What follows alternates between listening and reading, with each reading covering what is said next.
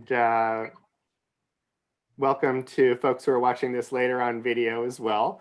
I'm really excited to talk about my new book, North by Shakespeare, which was published back in March, and I'm still going strong doing virtual book events, which are always interesting because we get folks from all over the world. So I'm just going to talk a little bit about the book first and give you an overview of the writing and of this rogue scholar who I feature in the subtitle of my book, A Rogue Scholar's Quest for the Truth Behind the Bard's Work.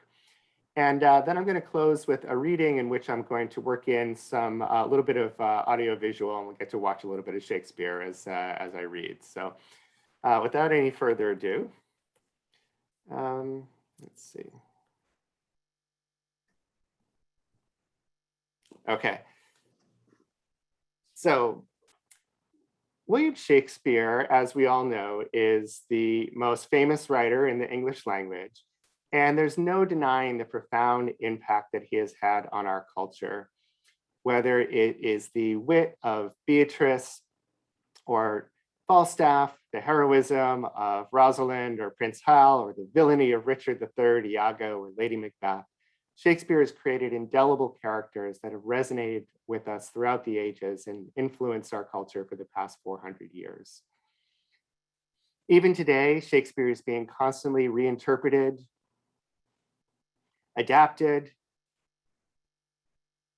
parodied,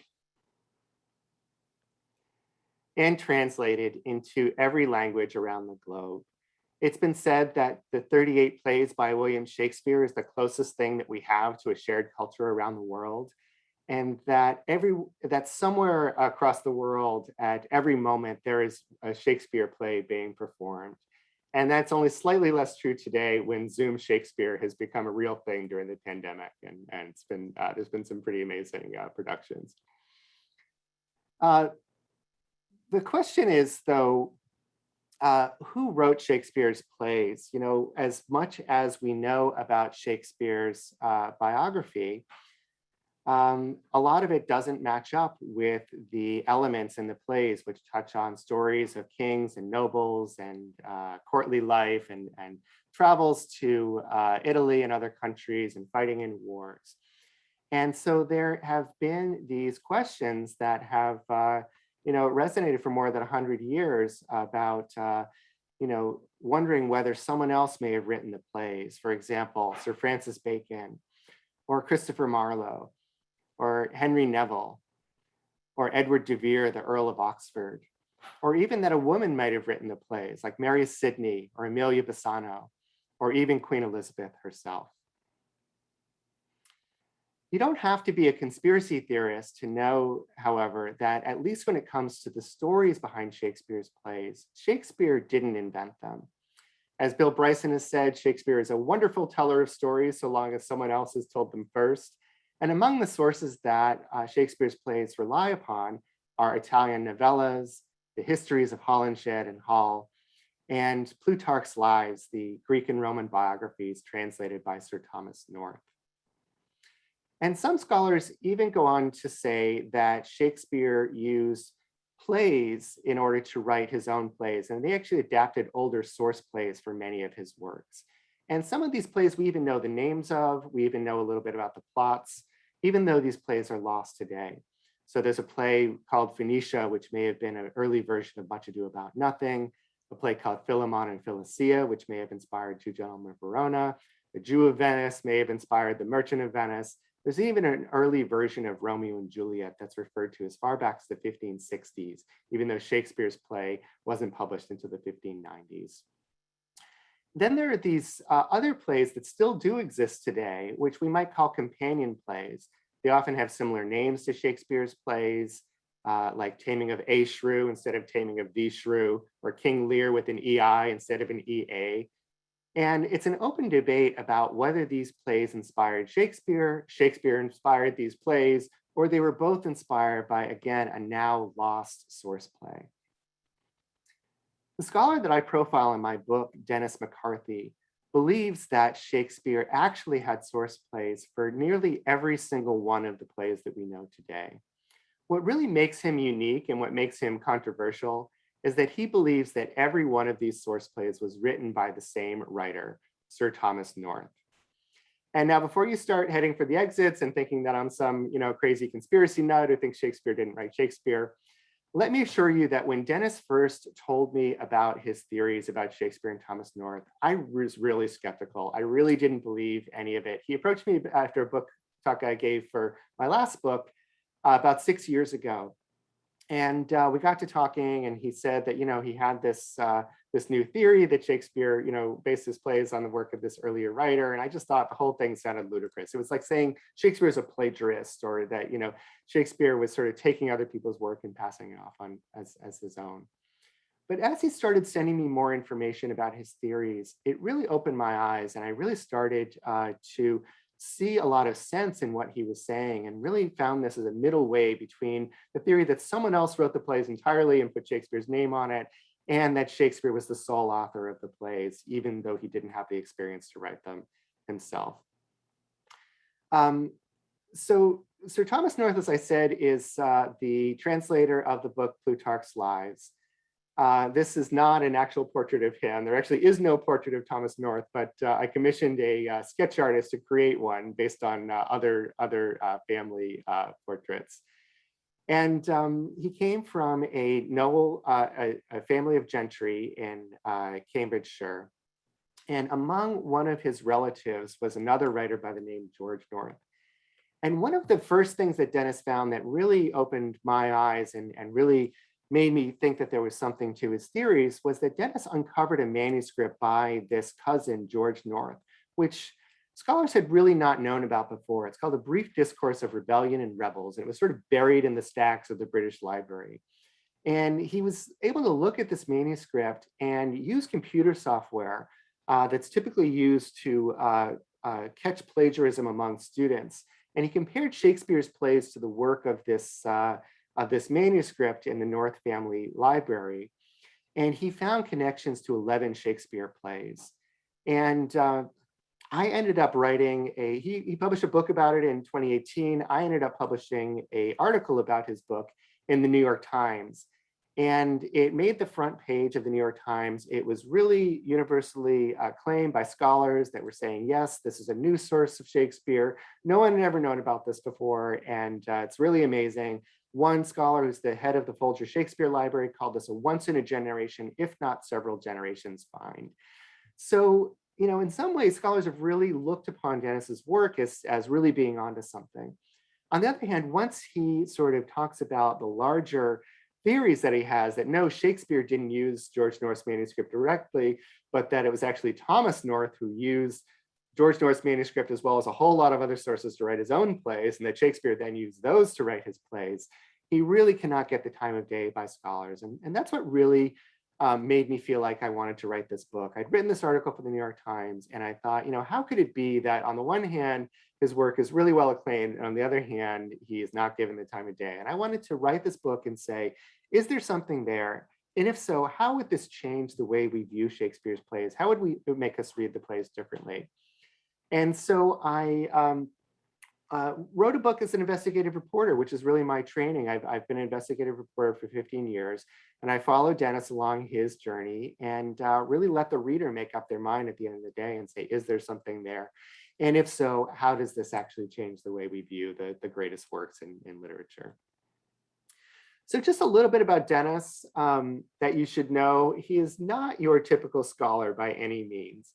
In fact, he was not trained in Shakespeare scholarship. He didn't even graduate from college, but he was always a really incredibly smart person, and he ended up teaching himself subjects that he was interested in, one of them being the subject of biogeography, which is the study of how plants and animal species evolve and travel across the earth.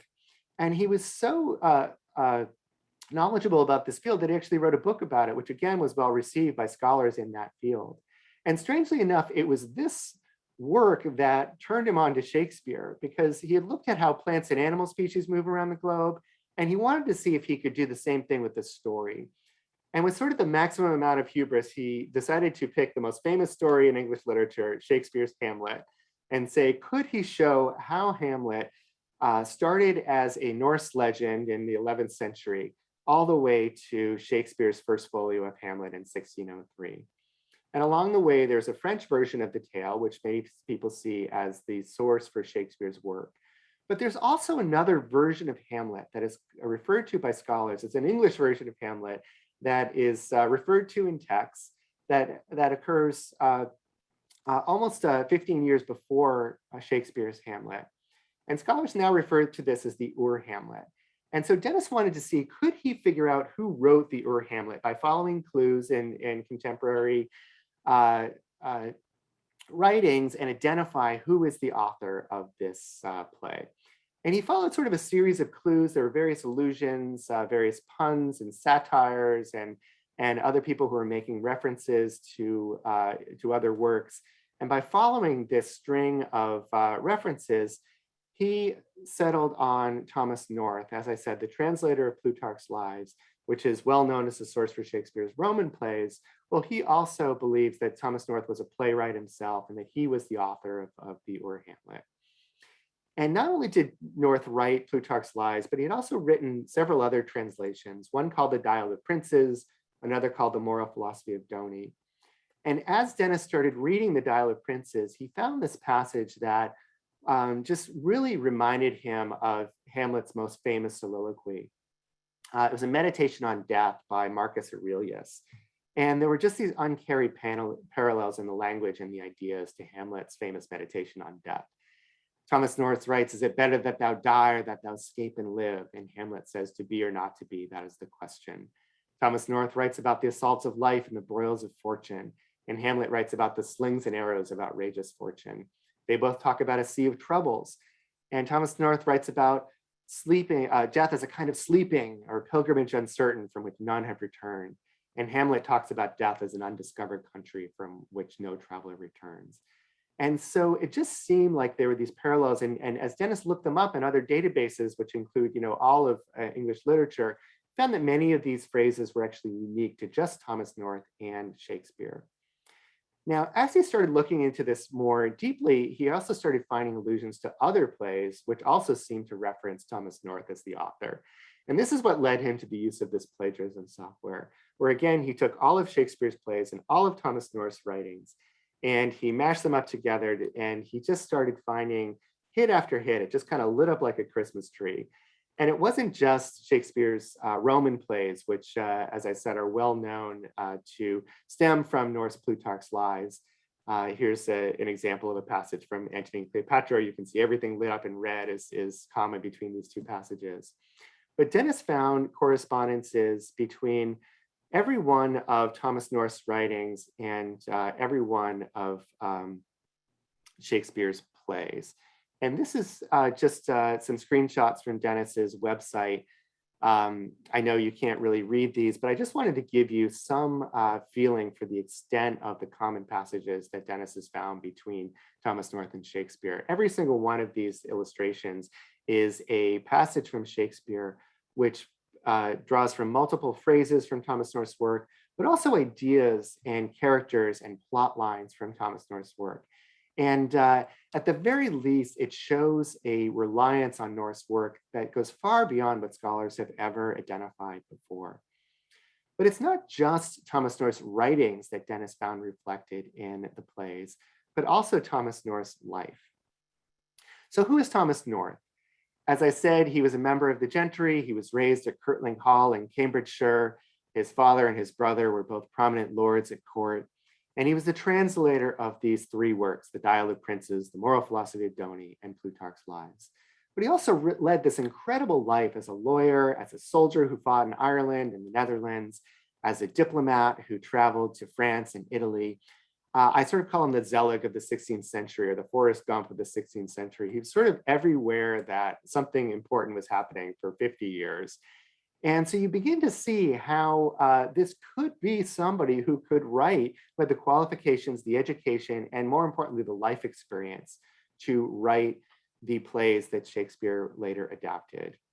And not only that, but towards the end of his life, he had a falling out with his brother, and he suffered from extreme poverty, which could explain why he might have been inclined to sell these plays to another writer to adapt. And beyond those kind of general outlines of North's life, there were very specific episodes in his life that seemed to relate to Shakespeare and Shakespearean plays. One, for example, was a famous murder that happened. It was sort of the crime of the 16th century in 1551, where Thomas North's half-sister, Alice Arden, conspired with her lover to murder her husband, Thomas Arden. And this was such a scandal that it was written about in Holinshed's Chronicles. And 40 years later, there was a play written about it called Arden of Fabersham. And many scholars today believe that this anonymous play was actually by William Shakespeare. It was one of Shakespeare's first plays. And the Oxford Shakespeare attributes the play today to William Shakespeare and anonymous.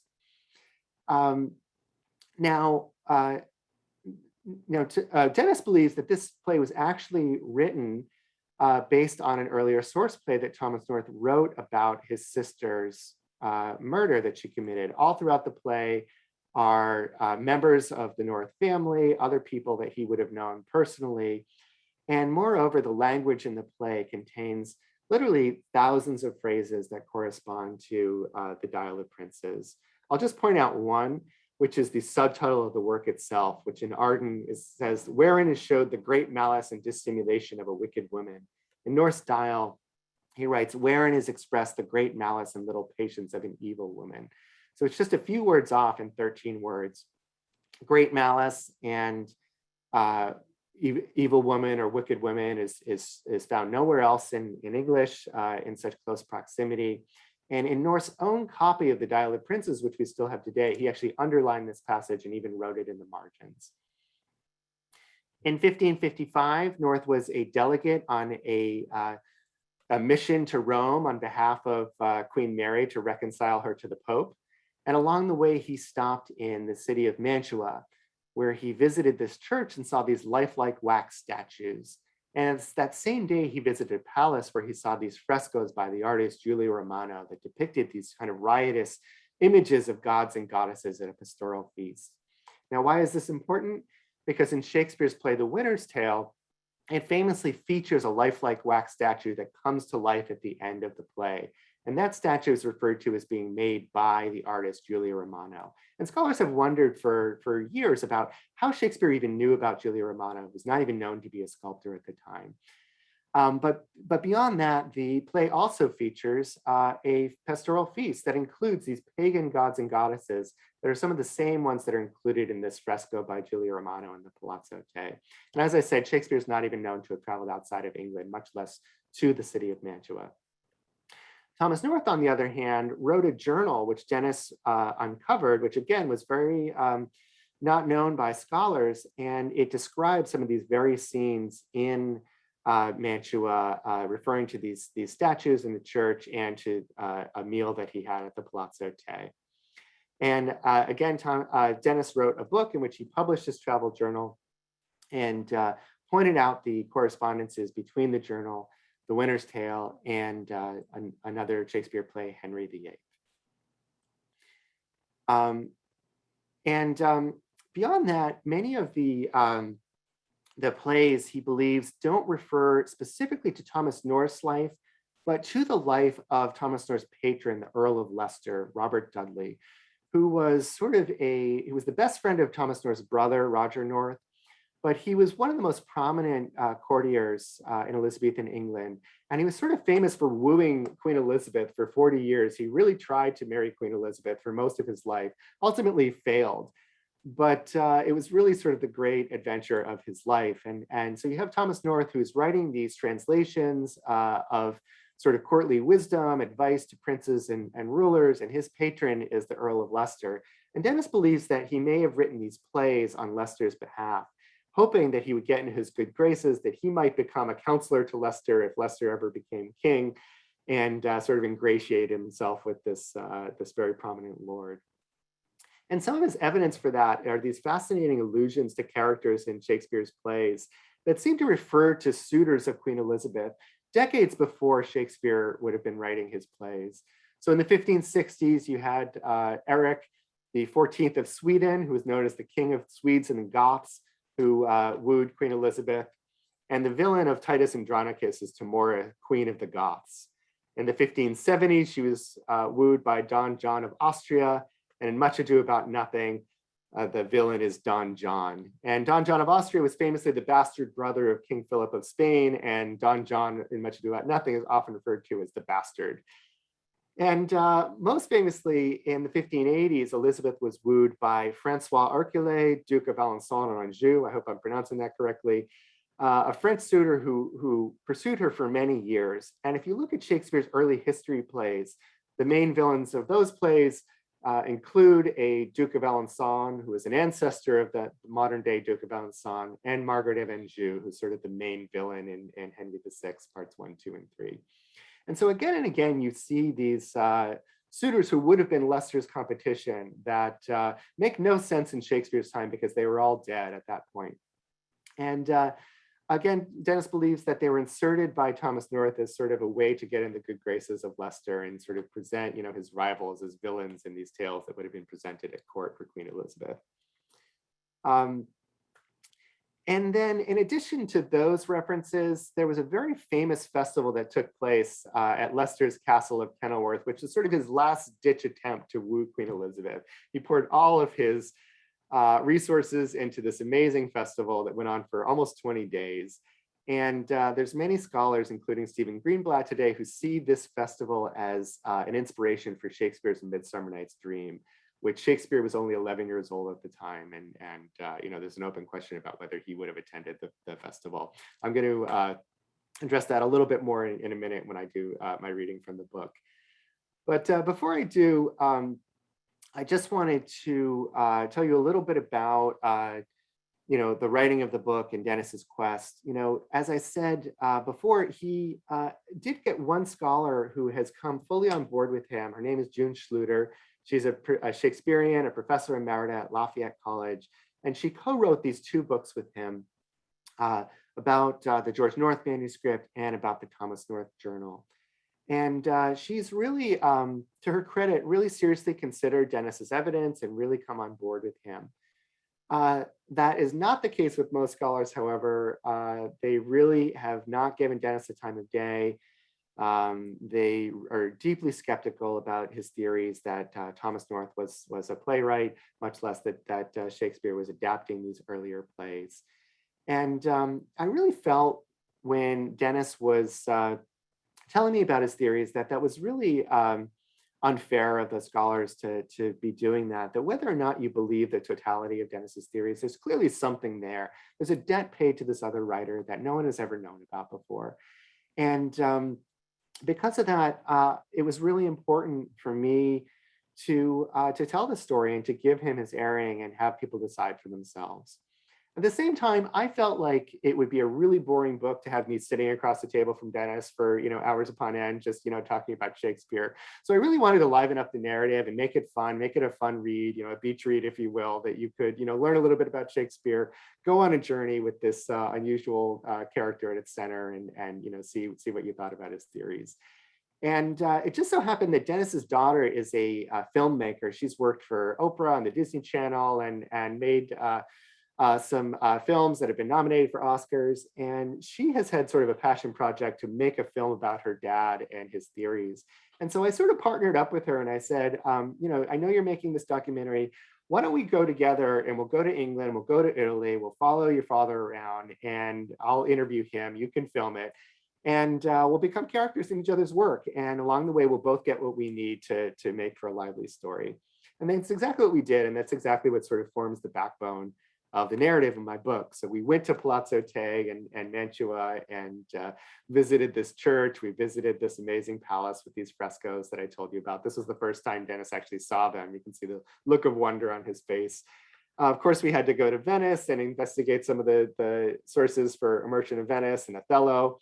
There's Nicole's cameraman, Ian, who was also with us on this trip. And we ate some great food and sat at these outdoor restaurants and talked about Shakespeare's work and Thomas North's travels in Italy. And then we did go to Kenilworth Castle, which, as I said, was the site of this amazing event that took place in 1575. It was sort of, the party of the ages in the Elizabethan era. and got to learn about the history of that and picture Thomas North there and along with the entertainments and see how that might have influenced Shakespeare's work. And so that's the passage that I'm going to read. I'm going to read a little bit about the Kenilworth Festival and how it might have inspired A Midsummer Night's Dream. You can kind of get a feel for how I put the book together and weave together these various narratives of Thomas North's life, Shakespeare's plays, the politics and the kings and queens and larger than life personalities of this era and tried to make them all into a compelling read. And again, I'm going to try to work in some multimedia, which fingers crossed will also work and let you hear a little bit of Shakespeare. So without any further ado, Kenilworth still stands today, a historic ruin often bundled into package tours with Stratford upon Avon and the Cotswolds. As we approach, on a chilly November morning, a stiff wind blows off the surrounding fields where the artificial lake once stood, and the romantically crumbling walls of the castle stand out against the sky overhead. The pink sandstone edifice, however, still hints at the grandeur that greeted Elizabeth on the night of July 9, 1575, when one historian writes, "The castle, twinkling with the light from thousands of candles and torches, looked like the fairy palace rising from the lake." As we pass the visitor center, I try to imagine the sultry July of 1575, when thousands of gay revelers descended upon the palace, pregnant with the hope or dread that Leicester would succeed in his wooing. This was the Earl of Leicester's last chance to marry the Queen and become King of England, which he desperately wanted, says McCarthy as we walk along the wide gravel approach, and which Thomas North was hoping for as well. Unlike with his brother, Roger, there's no proof Thomas attended the festival. It's not unlikely, however, that he accompanied his brother to the event. The North family's early 20th century biographer, Frances Bushby, certainly places him there. Like many writers, she also speculates an 11-year-old William Shakespeare also attended from nearby Stratford, and that the poet may have unwittingly rubbed shoulders with Sir Thomas. For 2 centuries, Shakespeareans have been gamely placing the young bard at Kenilworth, given the uncanny similarities between the festival and William Shakespeare's most beloved play, his magical fairy tale of young lovers lost in the woods, A Midsummer Night's Dream. McCarthy doesn't rule out the idea that Shakespeare may have attended. Most of the entertainments were performed in the open air with locals allowed on the grounds at night. But he also thinks it more likely a gentleman with connections to Leicester attended, rather than a glover's son from the countryside.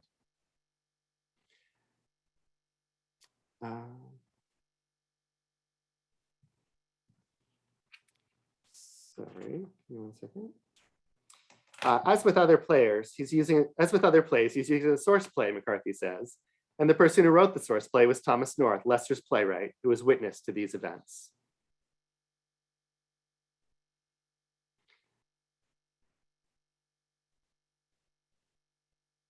Sorry, I'm just losing my place here. Likely the most performed of all Shakespeare's plays, Dream has delighted generations of audience members with its depiction of an otherworldly fairyland.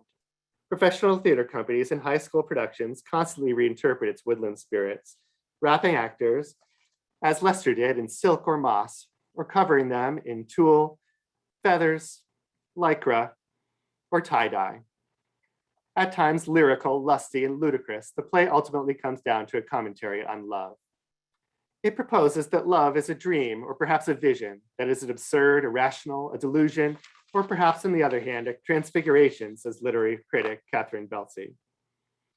Kenilworth's transformation into a fairyland began as soon as Queen Elizabeth approached the castle.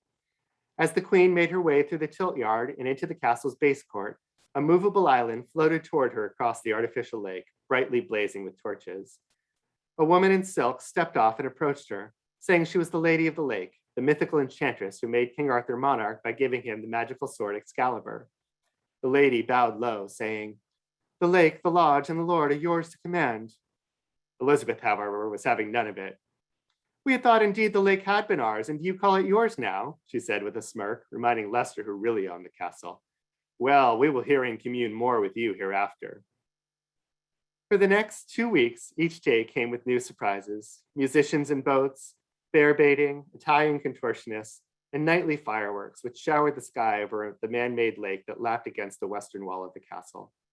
The spectacles lasted for hours, including dazzling dragons, fighting dogs and cats, and rockets that seemed to shoot out of the water itself.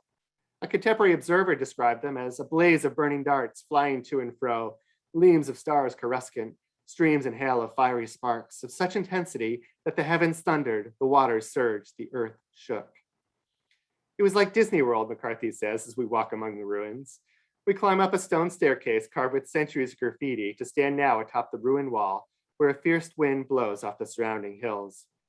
Sheep graze far below us where the lake once stood. But I can still imagine it stretching out, glittering in the sun, the long bridge crossing to the hunting chase beyond. As the Queen returned from hunting by torchlight one night, she was surprised by the poet, George Gascoigne, who burst out of the trees as a savage man covered in moss and ivy, an uprooted oak sapling in his hand. He began shouting for forest spirits, fauns, satyrs, and nymphs, before addressing the Queen with a verse regaling Dudley's true love. The poem, says McCarthy, is reminiscent of one of the opening scenes of A Midsummer Night's Dream, as the fairies and sprites of the forest welcome the fairy queen, Titania. He refers to dryads and the people of the forest welcoming the Queen, McCarthy says, and A Midsummer Night's Dream has the exact atmosphere, the exact imagery. The name Titania is even used in Ovid's Metamorphoses as another name for the virgin goddess Diana, who is often associated with Queen Elizabeth. Another night, the Earl staged a giant water pageant as Elizabeth was making her way across a long bridge over the lake. An actor dressed as a sea god Triton rode across the water to her on a mechanical mermaid.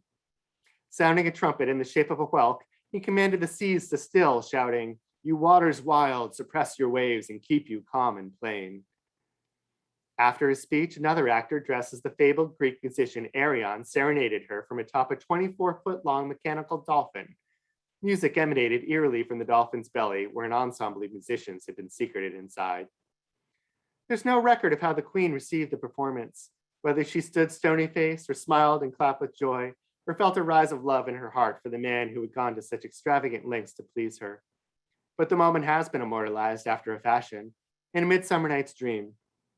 In one scene, Oberon, king of the fairies, reminisces to his underling Puck, while in a jealous fit over the fairy queen Titania, using words that might have equally applied to the Kenilworth water pageant.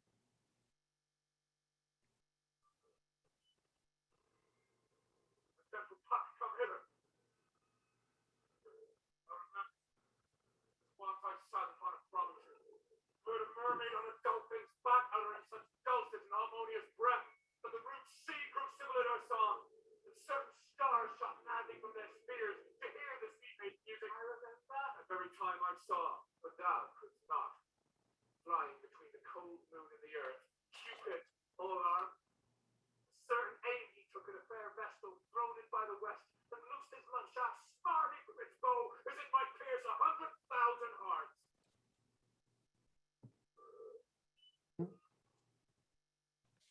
For more than a century, those lines have been read as an allusion to Leicester, who shot a love arrow at his own vestal, England's famous Virgin Queen Elizabeth, at a pageant complete with dolphin, mermaid, and fireworks, just as in Oberon's vision. When McCarthy first read about it, he immediately saw it as another case in which Thomas North was recreating one of the most important moments of his life in the plays. No one who attended Kenilworth would have been able to forget its magical sights. But knowing the stakes behind Leicester's proposal, North must have seen the scene as especially critical, not just for the Earl, but for himself, his last chance to become an advisor to the King of England. The image is so specific, McCarthy insists, that North must have sat there upon a promontory that very night watching the water pageant unfold. McCarthy looks now over the fields, using an illustration to determine where the bridge would have crossed the shallow valley and to locate where North must have sat. He points to a slight rise in the terrain near a country road cutting across the field. It's that hill, right there, McCarthy says. That's where he watched this extraordinary performance. As he studied Thomas North's works, however, McCarthy identified another connection with Oberon's vision that had gone potentially unnoticed for centuries. Just as in Kenilworth, in the play, Cupid's arrow misses the mark as Oberon goes on to explain to Puck.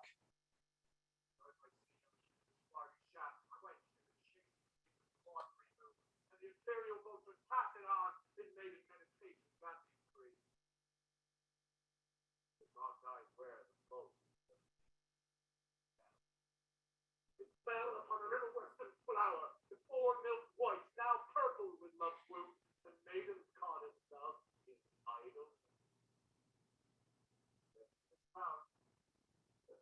only one. The juice of it on sleeping eyelids laid will make all man or woman madly dote upon the next live creature that it sees. Fetch me this herb. Be thou here again ere the Leviathan swim at thee. I'll gather round about the earth in 40 minutes.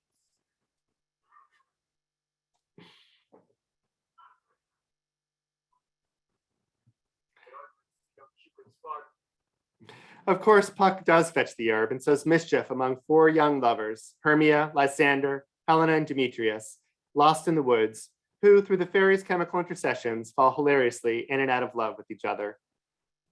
For being such an important element in the plot, however, no scholar has identified a source for the magical love juice behind all the trouble. In North's Dial of Princes, however, McCarthy noticed a reference to an herb called a labia, which grows in Cyprus. When cut, North writes, it droppeth blood, and if that blood is rubbed on a person while it's hot, they will fall in love with the person who does it. If rubbed cold, they will hate that person. Reading the passage, McCarthy realized that this could be the inspiration for Oberon's flower.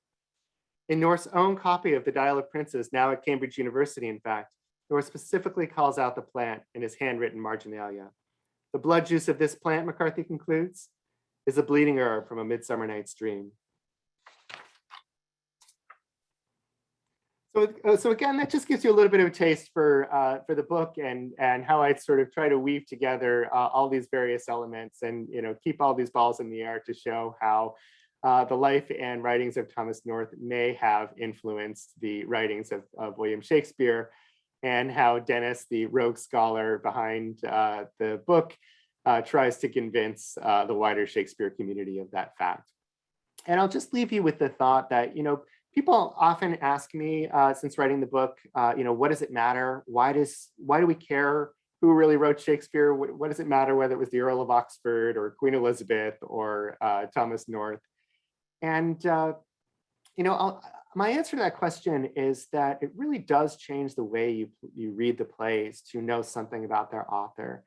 And to think that, for example, A Midsummer Night's Dream may be based on the Earl of Leicester wooing Queen Elizabeth, or to think that Othello may be based on this animal fable that Thomas North translated in The Moral Philosophy of Doney, or that Henry V may actually have a lot to do with the wars in Ireland that Thomas North was fighting at the time, or that Hamlet may be based on North's own experience facing death during the invasion of the Spanish Armada. And I could go on, that in all of these examples that Dennis draws from in posing his theory, it really does have the ability to change how we look at some of these works that have influenced our culture more than any other. And so for that reason, I hope you have enjoyed my presentation. I hope that if you're interested, you pick up a copy of the book.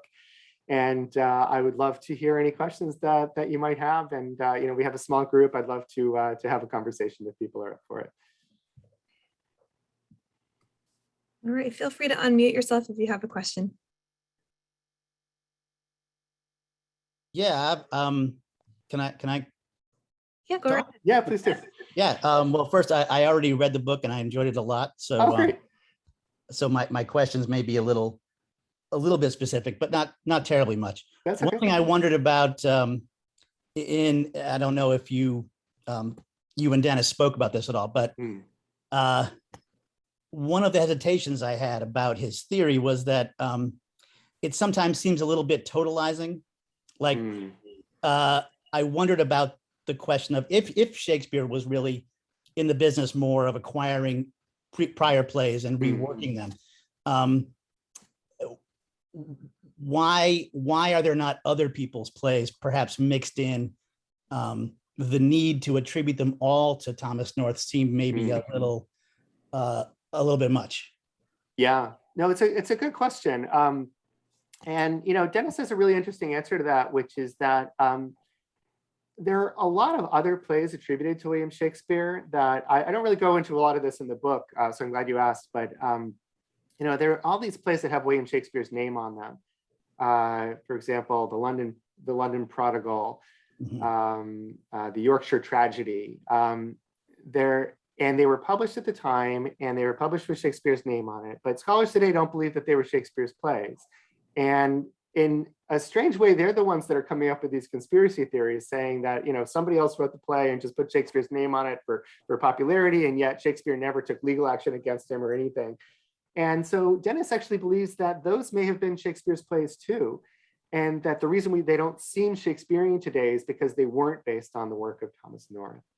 And the only reason that we have all of the plays that we now know of as Shakespeare is because they were all collected after Shakespeare's death. Half of the plays only appeared after Shakespeare's death in the first folio. And so there could be dozens more plays that were lost and, written by some of these other playwrights, that had William Shakespeare's name on it at the time, but, for whatever reason, just weren't kept around. Maybe they weren't that good, but that's how he would answer that question, is that, the only reason that these plays that we think of as Shakespeare are the ones that were written by Thomas North is because the other ones maybe haven't survived.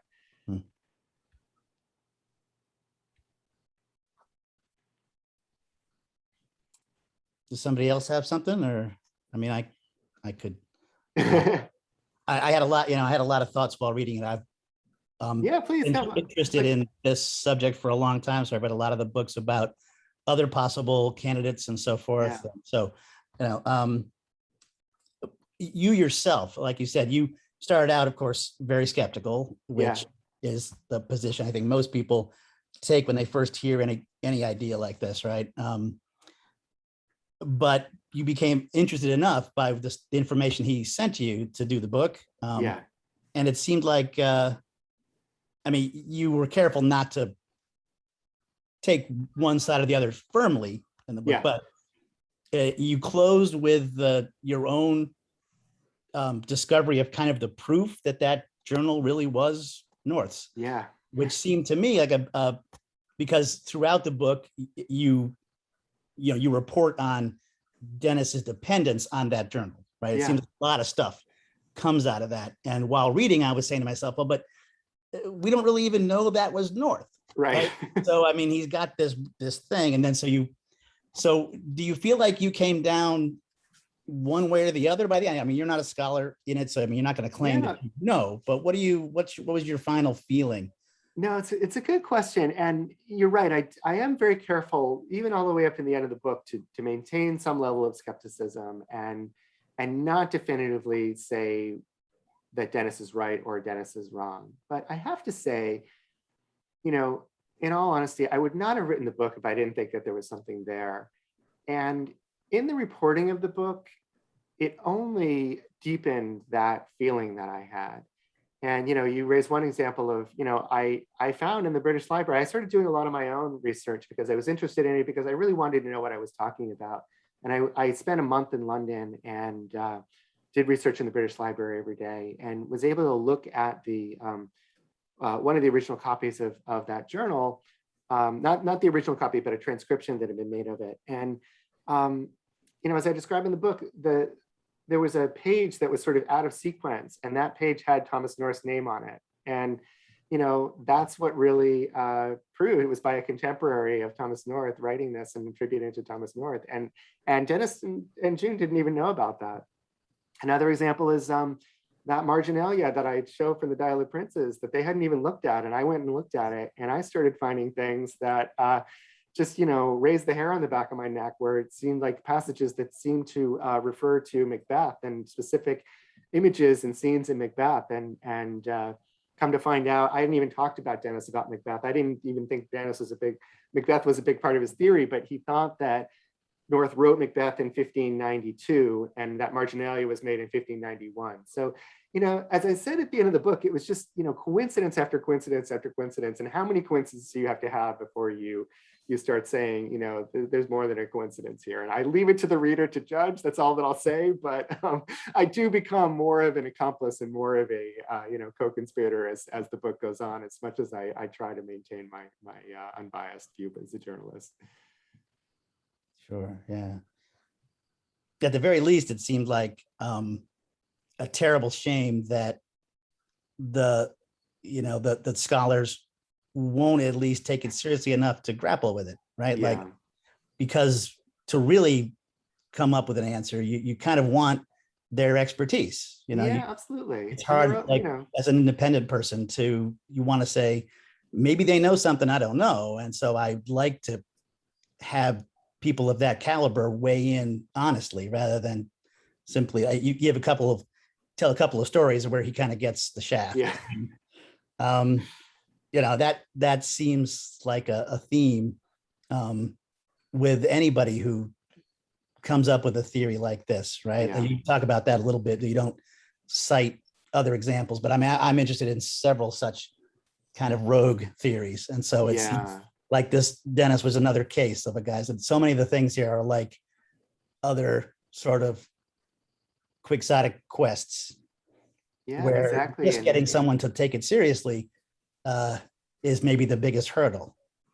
Yeah, and I went to the Oxfordian conference during the writing of the book. I had a whole scene with that conference, but I had to cut it because it was just so much to kind of fit in the book. But no, you're exactly right. It's been one of the big surprises to me is even as my book has been out there, and it was reviewed in the Times Literary Supplement. So, it has had some scholars weigh in on the book since it came out, and no one said, this is wrong. There's no way that this play could have been written in 1575 or whatever.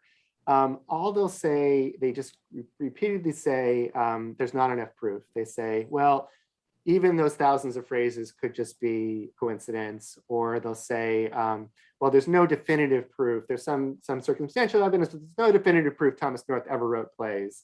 And of course, Dennis's answer to that is, well, 90% of the plays of the period we don't have. So, it's like, it's possible.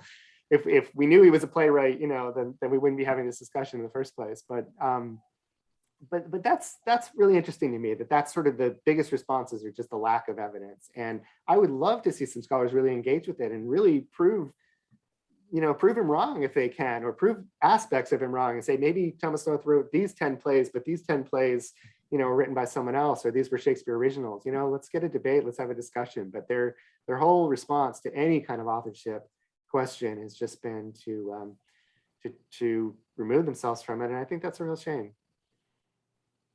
Yeah, I agree. You must be familiar with that. There's a little group called the Shakespeare Authorship. I'm not sure what they call them, committee or something, right? They're in the roundtable.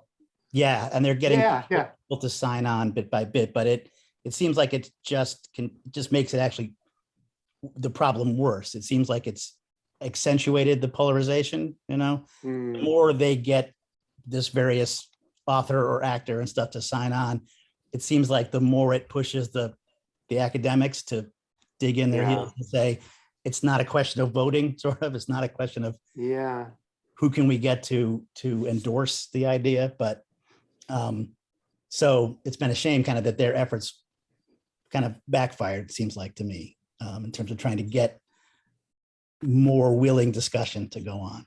Yeah, but maybe it's like that, Thomas Kuhn's Scientific Revolutions, it's kind of a similar idea, right? That there's a paradigm and everybody's invested. Yeah. And so like his theory was that, it's almost like people have to die off or something before. Right. Yeah. And I talk about that in the book, how, a lot of these sort of great theories that we now accept, whether it's the theory of evolution or, plate tectonics or things that people died not getting their theories accepted. And there's so much invested in William of Stratford upon Avon as the author of the plays. You got this whole tourist industry in Stratford. You've got academics who have written books and papers and staked their entire career and generations of scholars. And, to think about people overturning that is just going to take so much, people. That's why I give a lot of credit to June Schluter, who's a Shakespearean herself. She was an editor of a prominent Shakespeare journal, the Shakespeare Bulletin. She's not a wacko scholar, she's the real deal scholar, and alone of all of Shakespeare scholars, she was willing to even look at the theory and say, she even said, I think this is ridiculous, but send me what you have. And she looked at it, and little by little, first she accepted Titus Andronicus, which was a play she knew very well. And she wrote an article with Dennis about North's early version of Titus Andronicus. And from there it snowballed. And now she's right there with them, shoulder to shoulder. And I think, one of the questions I ask in the book, and I ask myself, is what does it take for someone to change a deeply held belief like that? And I don't think it happens very frequently. No, it's going to be interesting. I hope there's more attention given to, obviously, because I do think it's really an interesting idea. Yeah, I hope so but, too. And Dennis is not done yet. He is he's now working on Romeo and Juliet and the early version of Romeo and Juliet. And so found, even since I wrote my book, has found some amazing stuff. Nicole's documentary is yet to come out, and it'll be interesting to see what kind of reception that gets. Because where does do you know where that stands exactly? Like how close to? I keep asking because I'm in it. I want to know. I want to see it. Right. But as far as I know, she's still working on it. It's really hard to get a film made, and I think she's still, one, looking for funding. Two, I think she's looking for an ending. I think she wants, to be able to find some great climax to the film. Sure, you'd hate to finish it off and then have him make right. it. Exactly, which is my problem in the book, and you'll see how I deal with that. I kind of have like a climax where Dennis actually does get another scholar to at least tentatively believe in some of his stuff, but I'll leave that for the book. Yeah, so the tension between closing the project up, but the risk of maybe missing the big exactly. Right? But yeah, but I'm really eager to see it. I hope that it does come out in the next year or so, because it would be great.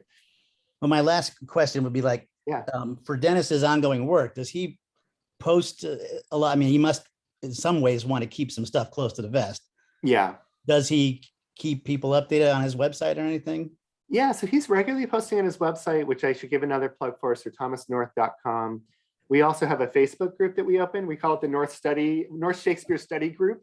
And Dennis and I kind of jointly curate it and post things there time to time. And people, there's Oxfordians and people, other authorship believers. We have a lively debate sometimes about some of the theories. And it's just a way to keep this conversation alive.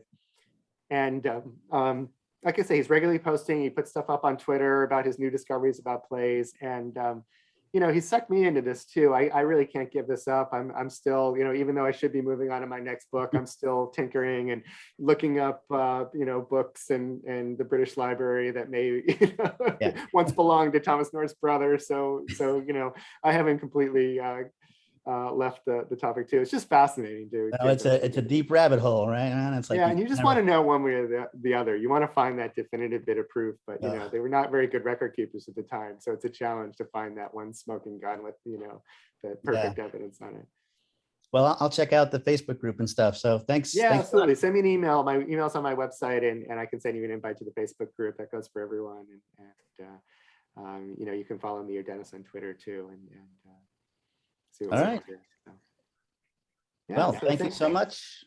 Yeah, thanks for all the great questions. I'm glad to have a conversation. I know it's hard, for people getting the stuff fresh. There's just so much there, and I try to make it palatable, but there's just so much there. So just to have somebody to talk to somebody who's read the book and yeah, I know. I can imagine that hearing this for the first time, you just want to go and check the book itself out. Hopefully, that's the idea. Yeah, I mean, you got the barest taste here, but there's a ton in there. But that's part of what makes it compelling, I think, is it's not based on just 2 or 3 little bits. There's right, exactly. Yeah, thank you. Great. Well, all right. I'll look forward to hearing what happens in the future, and we'll hope maybe something big enough to catch people's eye comes up. Be great. All right. So thanks. Great. Does anyone else have any questions before we go? All right. Well, thank you all for joining us, and we look forward to either installment 2 or the documentary or next. Thank you. Thanks for having me. It's really thanks to the Gun for doing this. Absolutely. And I guess at the Gun, do you guys have like a page or something where we can? Because I'm not even sure how I got news of this, but obviously I'm interested in the book. Yeah. So you can follow our programs, and if you go to gunlibrary.org, you can sign up to keep track of our newsletters. We do have a copy of Michael's book, and you can also get a signed copy at the Hickory Stick Bookstore. Okay, great. Thanks. All right. Thanks. Have a great night, everyone. All right. Thanks again, everyone. Bye. Thanks. Good night.